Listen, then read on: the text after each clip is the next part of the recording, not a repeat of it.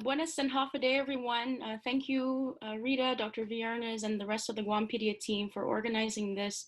It's such an honor and a privilege to be speaking with you all today and to learn from my co-presenters. Si just maasi Sana Malia and Mr. Kanata for sharing your work and your wisdom with us. As Dr. Viernes said, my name is Elisa Santos. My mother's name is Francine Leon Guerrero. She comes from the Familian Hilaru of Tuman and Familian Clara of Hagatnya. This is my mom and my dad, and my brother, my younger brother, Brendan. Next slide, please. And my dad's name is Joey Miranda Santos. He is of the Familian Pagestis clan of Hagatnya and Familian Ducat of Sumai or Santa Rita.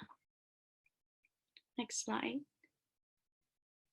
And so that was just a short introduction about myself, but where I'd like to start really is to get us to reflect on one of the big questions for this series, which is when all else fails, especially in times of crisis, what do we do and who do we turn to?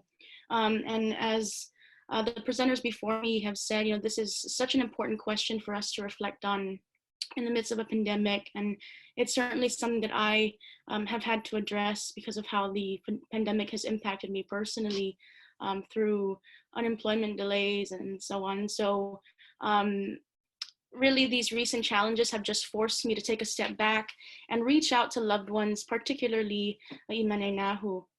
And so I just kind of like to take a moment to acknowledge some individuals who've taken the time to check in and show some love and support. Dr. James Viernes, of course, who was my History of Guam teacher and continues just to check in, serving as not only as an academic mentor, but a life coach in many ways. Dr. Hattori as well. Leana Nahalova'a, who's a dear friend and has always been a listening ear. And last but not least, Auntie Loling, Dr. Laura Souter, who's really I owe this presentation, or I credit for this presentation, because if it weren't for an assignment she gave me early on in the quarantine, I wouldn't have done this research. So Auntie Loling, at the start of this sort of quarantine period, she encouraged me to engage in a writing exercise, the prompt being, who am I?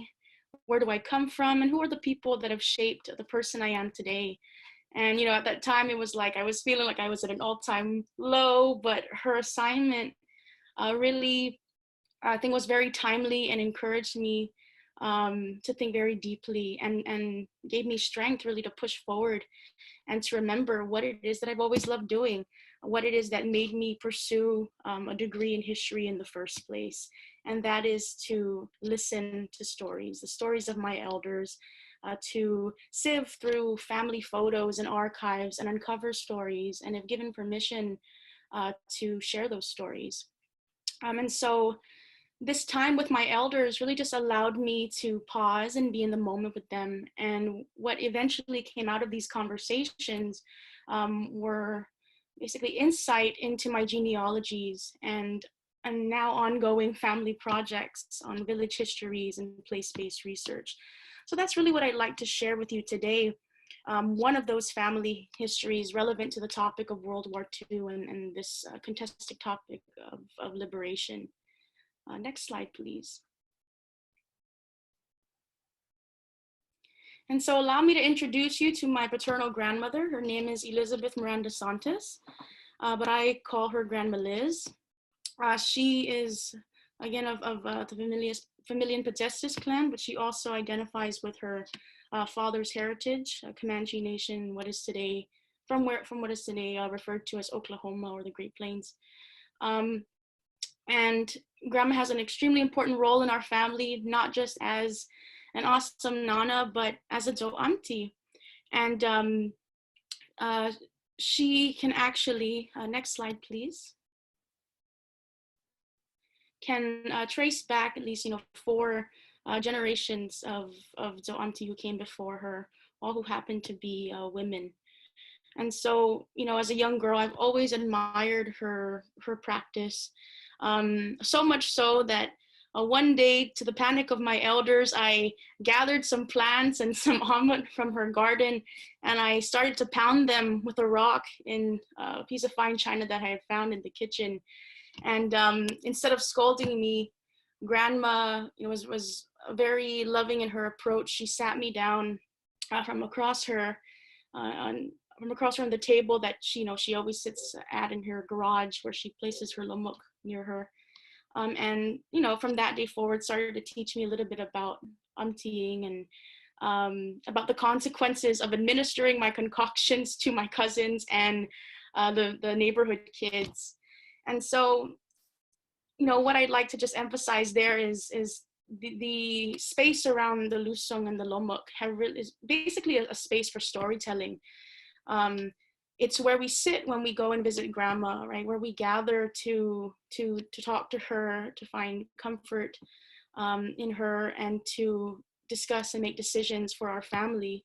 And so, throughout these years, and especially recently, the stories that she's shared with me are regarding her predecessors, the Jo Auntie who came before her. And so that's what I'd like to share with you today, this kind of genealogy, and introduce you to some of my ancestors. So really, I'd like to start with Ba, Isabel Ba Castro on Talan. And it's just a fun fact here that I learned, but the reason why Ba has two Castro last names is not because her parents were both Castro, but because she was a child born of wedlock. She took her mother's last name, but also her godmother's last name, who was a relative of her mama Castro. So that's a pretty cool thing I learned recently. But Ba was a pre-war healer, along with her mother, Rita Iriarte Castro. And while Ba really specialized in medicine, Rita, as far as I learned, and Rita was able to service beyond just children. And at this time, omelet was said to be much more abundant, right? And Ba was a pretty successful adult auntie with her mother.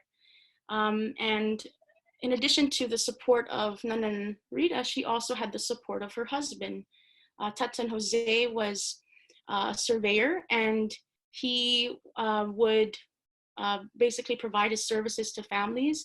And in exchange for that, they would give him items from everything, like from cows and things like that. And when the opportunity presented itself, he would ask for omelet from the families who were known to have good hands for growing omelet.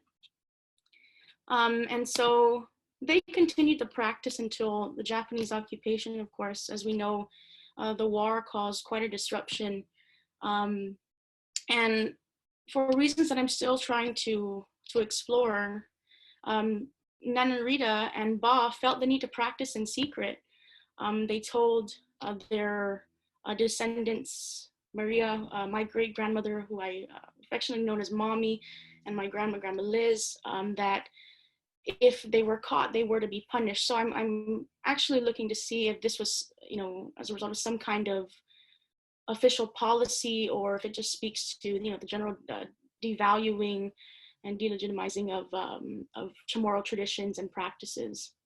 But a story that Ba often told Mommy and Grandma Liz, right, Maria and Grandma Liz, was her experiences at the concentration camps and later the US refugee camps. What caused her great pain was seeing the number of children who were sick and malnourished, and not being able to empty all of them. One of the things that they did in secret was not just see women in secret, but in order to preserve omelet, they picked it, they dried it, and in some cases they uprooted omelet, right, and tried to transplant it. And so, they had very limited resources and weren't able to empty as many children as they'd like. And even in the concentration camps, she encountered parents who had been looking for zo'amti, who could specifically administer to children. Remember, these families have been disconnected from their communities and their go-to healers for quite some time, right?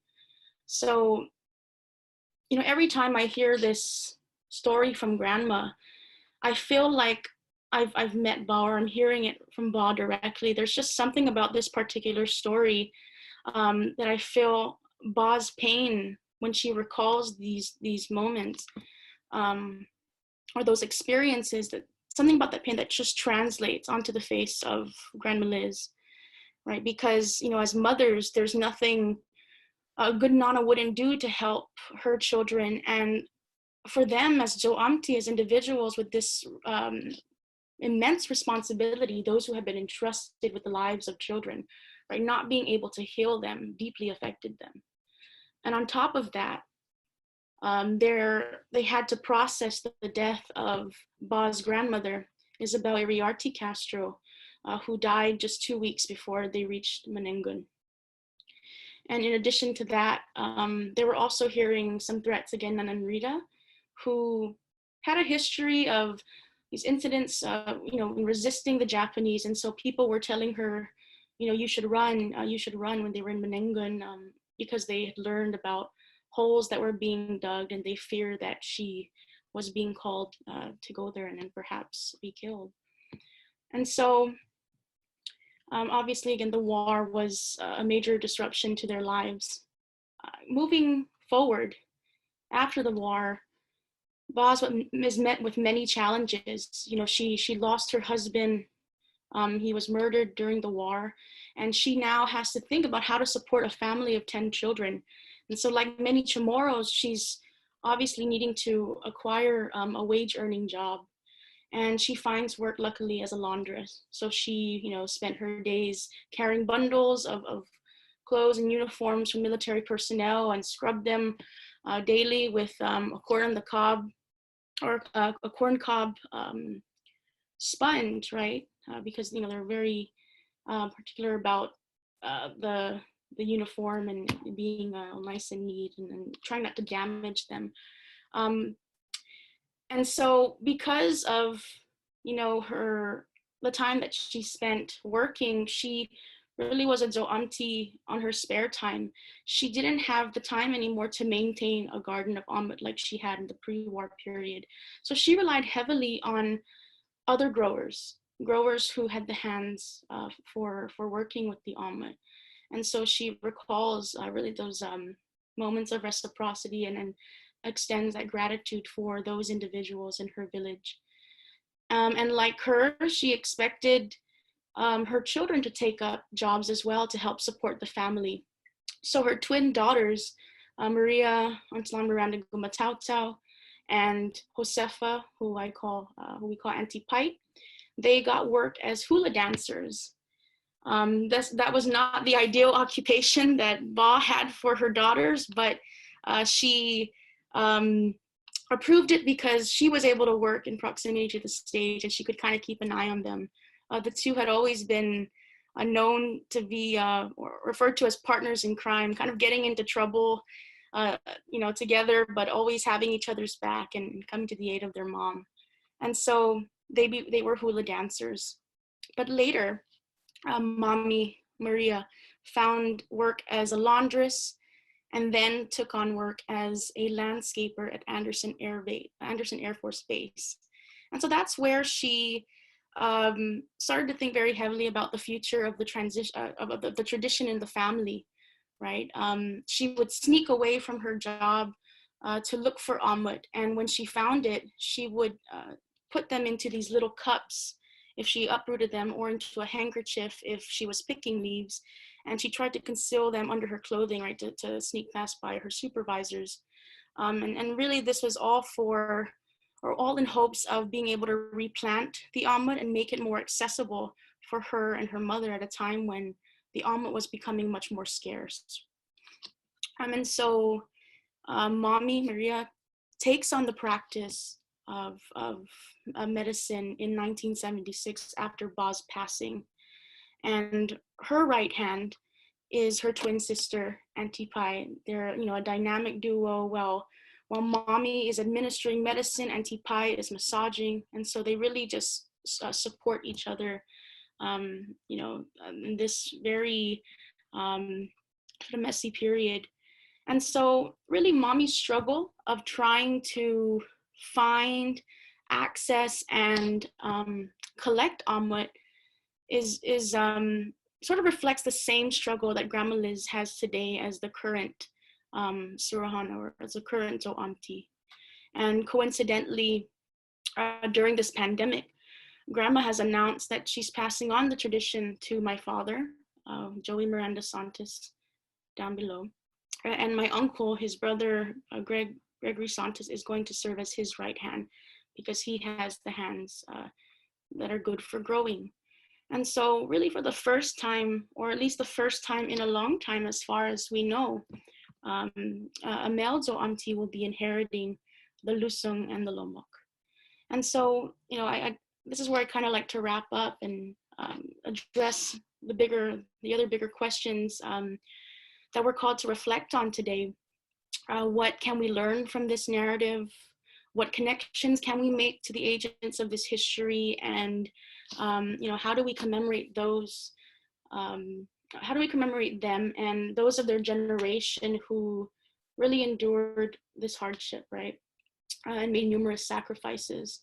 So let me just start with connections.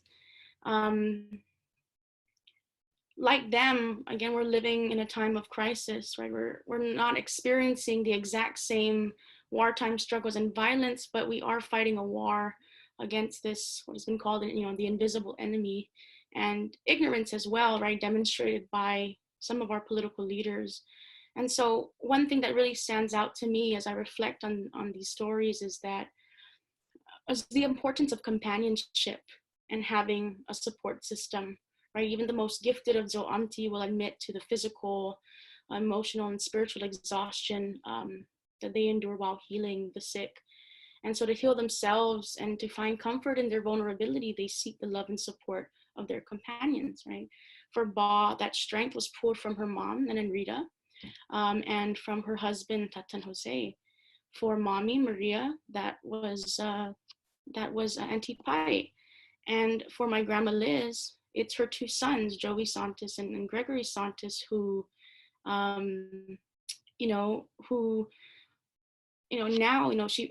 she feels that are more physically capable of finding the amwit, accessing it, and hopefully bringing it home. And so that would be the first point, I think, in terms of connection. Two, remembering our values, right? The Zo'amti in these stories definitely demonstrate minnet good, inner strength, and collective strength. Potfia, right? Stamina, endurance, and perseverance, but also inafat maulik and inakofli'i, caring for others and treating others with dignity. And so we see inafat maulik play out between the relationships between Zo'amti and patients and their families, but also between the Zo'amti and the growers, right? And we see that the responsibility of nurturing and using the almond wisely is shared. And so those are the important connections I feel we can make. And as far as commemorating this generation and preserving their stories,